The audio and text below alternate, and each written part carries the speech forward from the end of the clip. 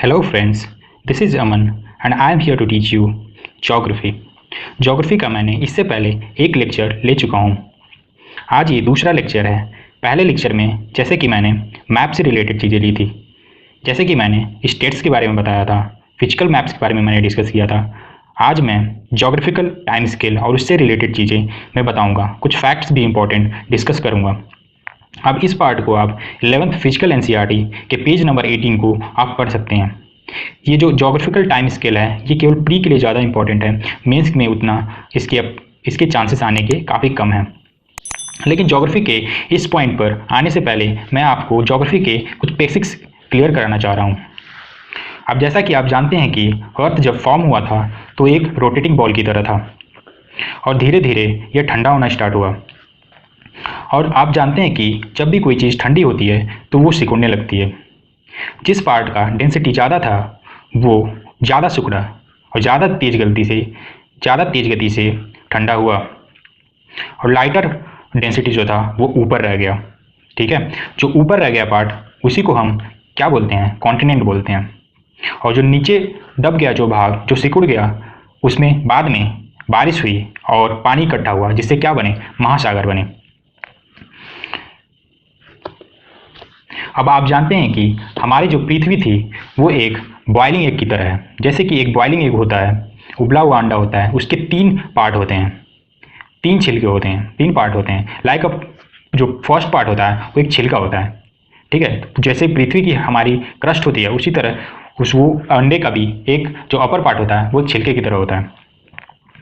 जो denser part होता है उसमें आयरन ज़्यादा था, निकल ज़्यादा था, and that layer went and settled down in the base we call the layers core। और वो जो पार्ट था वो कुछ समय के बाद बेस में जाकर सेटल डाउन हो गया जिसे हमने क्या बोला, आप गेस कर सकते हैं, कोर बोला।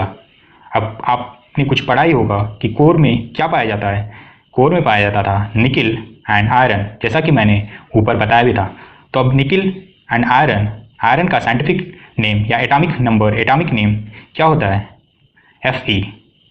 निकिल का Ni एंड Fe हो जाएगा निफे। इसको निफे लेयर बोला गया।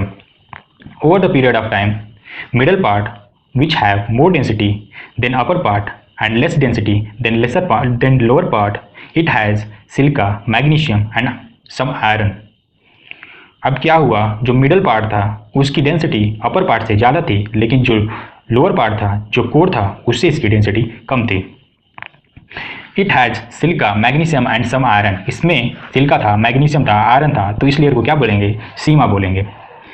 अब अंडे के छिलके की तरह ही जो ये प्रोसेस था वो fast inner part of the earth did not cool extend.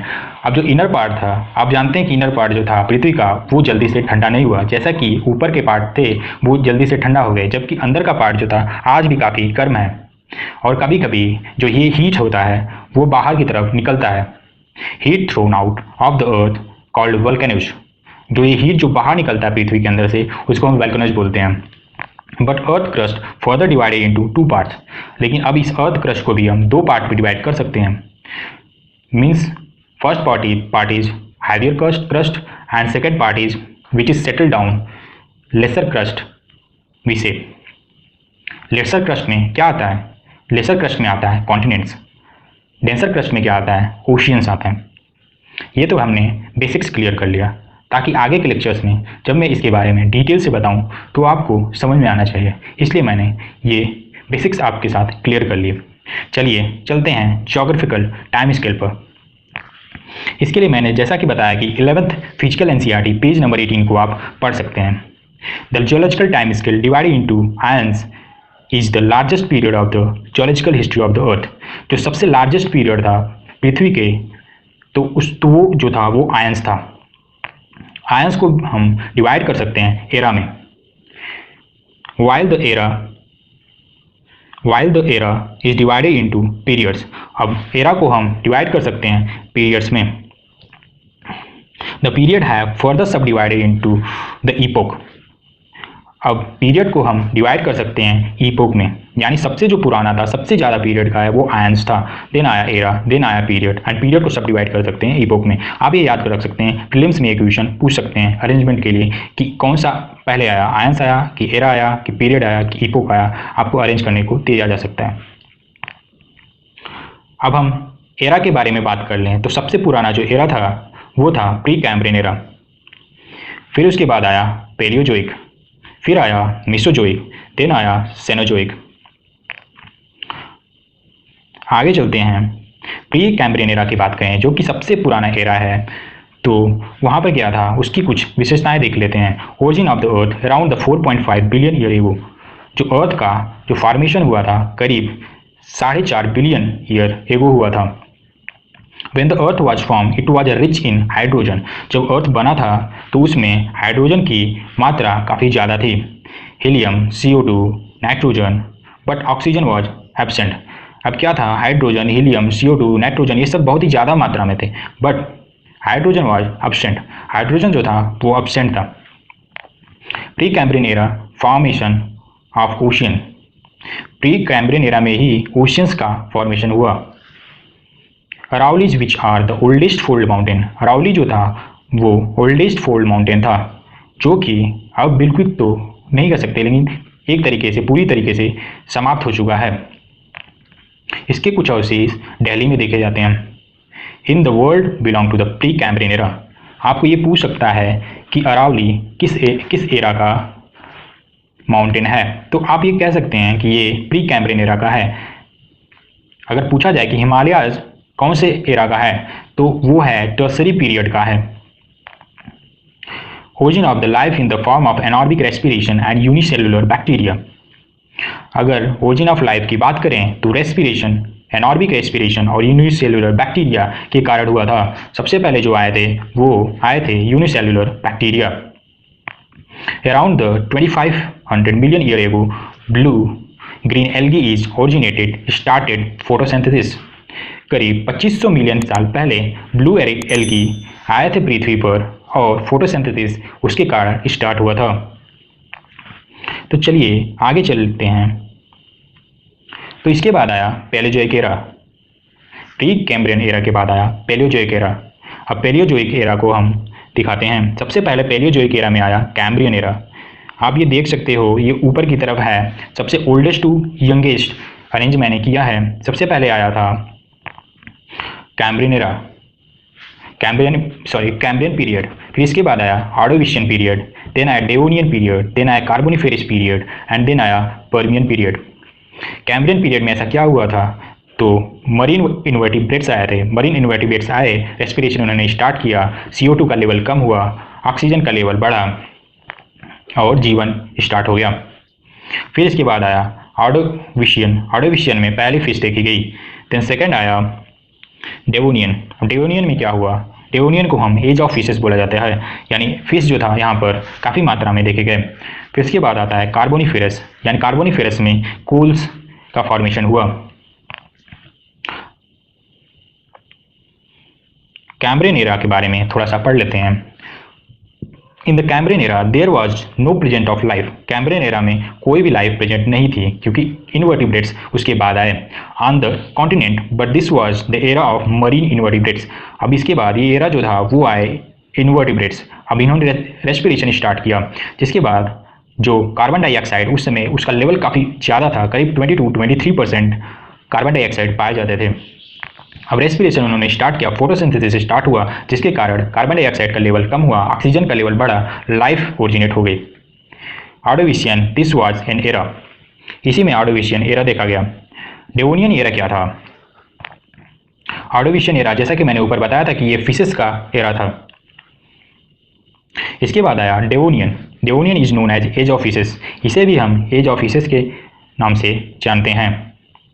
इसके बाद आया कार्बोनिफेरस पीरियड। कार्बोनिफेरस पीरियड में ऐसा क्या था, in the Carboniferous period large amount of vegetation went below water. Water के नीचे बहुत सारे वेजिटेशन का फॉर्मेशन हुआ। The living sediments were trapped to give rise to the coal. जो लिविंग सब्सटेंस थे वो जमीन के अंदर ट्रैप्ड होकर कोल्स का उन्होंने निर्माण किया। Most of the coal in the world belongs to the carboniferous, यानी जो दुनिया के सबसे ज़्यादा कोल जो पाए जाते हैं वो कार्बोनिफेरस पीरियड के पाए जाते हैं। लेकिन इंडिया की अगर पूछा जाए कि किस पीरियड के पाए जाते हैं तो आप बोलोगे Gondwana period. But the Indian coal is the relatively younger age. देखिए आगे आ गया ये कि इंडियन जो कोल था वो इसकी अपेक्षा काफ़ी यंगर था, belonging to the Gondwana period. किस पीरियड से बिलोंग करता था ये याद रखिएगा, तो ये है गोंडवाना पीरियड, दे सकता है एग्जाम में। Anthracite is known as the cooking coal. Anthracite को हम कौन सा कोल के नाम से जानते हैं, तो जानते हैं कुकिंग कोल के नाम से। It has the sulphur impurity and hence it is use making a stainless steel. इसमें जो होता है वो सल्फर की इम्प्योरिटी पाई जाती है। अब ये जानते होंगे कि सल्फर के कारण क्या होता है। सल्फर के कारण होता है पॉल्यूशन। पॉल्यूशन जो होता है उसके कारण आज इतनी सारी समस्याएं हो रही है। 98% coal in India is of the bituminous variety. जो इंडिया में जो 98% कोल पाया जाता है वो पाया जाता है बिटुमिनस क्वालिटी का, जिसे और भी हम जानते हैं नाम से Gondwana coal. Gondwana is rich in sulphur and hence it has not be use for steel industry. इसलिए इसका यूज स्टील इंडस्ट्री में नहीं किया जाता है। अगर पूछा जाए तो किस रीजन में सबसे ज़्यादा कोल पाया जाता है, तो ये रीजन है, आप मैप में देख सकते हो। मैप मैंने आपके लिए बनाया है। Types of coal. कोल्स के अगर टाइप्स के बारे में बात करें तो ये होता है, सबसे अच्छा जो कोल होता है वो होता है एंथ्रासाइट। सेकेंड नंबर का कोल होता है बिटुमिनस। थर्ड नंबर का कोल होता है लिग्नाइट एंड फोर्थ नंबर का कोल होता है पीट। अब देखिए एंथ्रासाइड में पाया जाता है 80 to 90% कार्बन। बिटुमिनस में अगर पूछा जाए कि कितने परसेंट कार्बन पाया जाता है तो 60 to 80% कार्बन पाया जाता है। लिग्नाइट में कितने परसेंट कार्बन पाया जाता है, 40 to 60% लिग्नाइट में कार्बन पाया जाता है। पीट में कितने परसेंट कार्बन डाइऑक्साइड पाया जाता है, 40 to 50%। पीट जो होता है सबसे यंगेस्ट होता है। अगर इंडिया में पूछा जाए कि कौन सा कोल पाया जाता है तो वो पाया जाता है बिटुमिनस कोल। इसीलिए सबसे ज़्यादा हम इम्पोर्ट करते हैं एंथ्रासाइड का। देखिए यहाँ पर दिया हुआ है India second largest producer of coal. अब इंडिया जो है सेकेंड लार्जेस्ट प्रोड्यूसर है कोल का, लेकिन कौन से कोल का, बिटुमिनस का। इसीलिए तो हमको इंपोर्ट करना पड़ता है। Indian coal produce sulphur. अब इंडियन कोल जो क्या प्रोड्यूस करता है, सल्फर प्रोड्यूस करता है, उसी से इतनी सारी समस्याएं उत्पन्न हो रही हैं।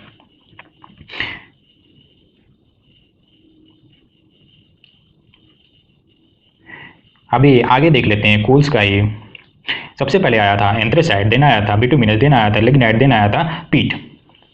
अब बिटुमिनस पाया जाता है, अब ये तो बता दिया, लेकिन कहाँ पाया जाता है, डिस्ट्रीब्यूशन ऑफ गोंडवाना कोल। अब गोंडवाना कोल का कहाँ पर डिस्ट्रीब्यूशन सबसे ज़्यादा है, तो मैप में मैंने जहाँ दिखाया था वो था छोटा नागपुर प्लेटू।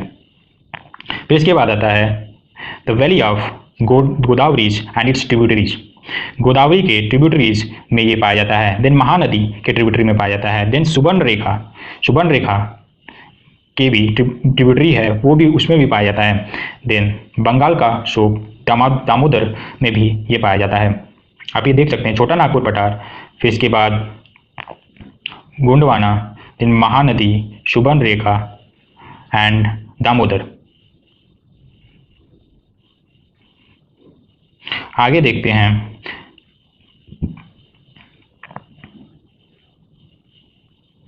Permian period. ओके, इससे पहले मैं बता चुका था, तो पर्मियन पीरियड जो है वो उतना इंपॉर्टेंट नहीं है एग्जाम के पर्सपेक्टिव से, इसलिए इसके बारे में मैंने नहीं लिखा है। काफ़ी सालों के क्वेश्चन को एनालिसिस करने के बाद मैं ये पढ़ा रहा हूँ, तो मुझे ये आइडिया है कि क्या चीज़ पढ़ाना चाहिए, क्या चीज़ छोड़ना चाहिए। तो पर्मियन पीरियड जो है वो इंपॉर्टेंट नहीं है, काफ़ी सालों से यहाँ से क्वेश्चन नहीं बनते। वैसे जो एक पीरियड के बारे में बात किया जाए तो ये है, इसको कैटेगराइज किया जा सकता है ट्रायसिक, जुरासिक, क्रेटेशियस। सबसे ओल्डेस्ट जो था वो था ट्रायसिक, इस तरह अरेंज किया गया है ऊपर की तरफ। सबसे पुराना है ट्रायसिक, देन आता है जुरासिक, देन आता है क्रेटेशियस। जुरासिक की बात करें तो जुरासिक मूवी आपने देखी होगी, तो उसमें डायनासोरस को दिखाया जाता, तो सही है, ये डायनासोर जुरासिक काल में पाए जाते थे। फिर आता है क्रेटेशियस पीरियड, ये सबसे न्यू है। यहाँ पर डायनासोर जो था एक्सटिंक्ट हो गया। कहाँ से एक्सटिंक्ट हुआ था, क्रेटेशियस पीरियड से हुआ था। जैसा कि मैंने ऊपर टेबल बताया था, तो आप लोग पर्मियन पीरियड देख लीजिएगा कहाँ पर आता है। देन आता था मेसोजोइक पीरियड, आप बैक करके जाकर आप देख सकते हैं। क्रेटेशियस पीरियड में डायनासोर जो था वो विलुप्त हो गए due to the large volcanic eruption, क्योंकि लार्ज वोल्केनिक इरप्शन हुए थे, इसके कारण ही क्रेटेशियस पीरियड में ये विलुप्त हो गए। और भी कई रीजन बताए जाते हैं, जैसे cooling of the earth, meteors impact. ये बोला जाता है कि मेटियोर्स का भी इम्पैक्ट होता था पृथ्वी पर, तो इसके कारण भी ऐसा हुआ कि वो विलुप्त हो गए। तो आज मैंने इस लेक्चर में इतना ही लिया है। आगे के लेक्चर्स में मैं आपके और भी ज़्यादा कॉन्सेप्ट क्लियर करूँगा। अगर कोई भी डाउट हो, कोई भी सजेशन हो, कोई भी क्वेरी हो तो आप कमेंट में लिख सकते हैं। अगर आपको अच्छा लगा तो आप चैनल को सब्सक्राइब कर सकते हैं, शेयर कर सकते हैं, अपने दोस्तों को बता सकते हैं कि बड़े ही आसान तरीके से कोई समझा रहे हैं। अगर आपको इसकी पीडीएफ अगर आपको चाहिए तो आप बोल सकते हैं। अगर बहुत सारी संख्या में अगर इसकी डिमांड होती है तो मैं इसकी पीडीएफ भी बना कर दूंगा। ये मेरे खुद के नोट्स हैं, मैंने खुद के लिए ये जब मैं प्रिपेयर कर रहा था तो मैं बनाया था। तो मैंने काफ़ी ट्रेंड को एनालिसिस करके ये नोट्स बनाए हैं। तो ये काफ़ी इंपॉर्टेंट चीज़ें मैंने ली हैं। जो भी मैं यहाँ पर डिस्कस कर रहा हूँ फैक्ट्स, वो काफ़ी इंपॉर्टेंट हैं। कुछ फैक्ट्स यहाँ पर रह गए हैं तो मैं बता देता हूँ। जैसे कि यहाँ पर लिग्नाइट जो पाया जाता है वो तमिलनाडु में पाया जाता है। एंथ्रेसाइट कहाँ पर पाया जाता है? एंथ्रेसाइट केवल एक ही जगह पर पाया जाता है, आप लोग ये याद रखिएगा। एंथ्रेसाइट मिलता है कालाकोट जम्मू कश्मीर में। और ये जानते होंगे कि प्राणहिता रिवर जहाँ पर कोल मिलता है, ठीक है, प्राणहिता रिवर पर कोल मिलता है, लेकिन प्राणहिता रिवर किन रिवर्स को मिलकर बनता है आप लोग जानते होंगे, गेस करिएगा। तो ये बनता है वर्धा, पेनगंगा और वेनगंगा से। वर्धा, पेनगंगा, वेनगंगा से ये बनता है। अगर आप लोग को पता होगा तो यहाँ पर एक लिफ्ट इरिगेशन प्रोजेक्ट इस्टेब्लिश किया जा रहा है। अगर आप लोगों को ये पता है तो आप लोग कमेंट बॉक्स में ये इसको लिख सकते हैं। आप कमेंट में ये जवाब दीजिएगा इसका कि कौन सा लिफ्ट इरिगेशन प्रोजेक्ट इस पर बनाया जा रहा है। तेलंगाना के द्वारा बनाया जा रहा है, इतना मैं बता देता हूँ। ठीक है, आप लोग कमेंट बॉक्स में इसका लिखिएगा। तो आज के लिए बस इतना ही, अगले वीडियो में मिलते हैं। Thank you.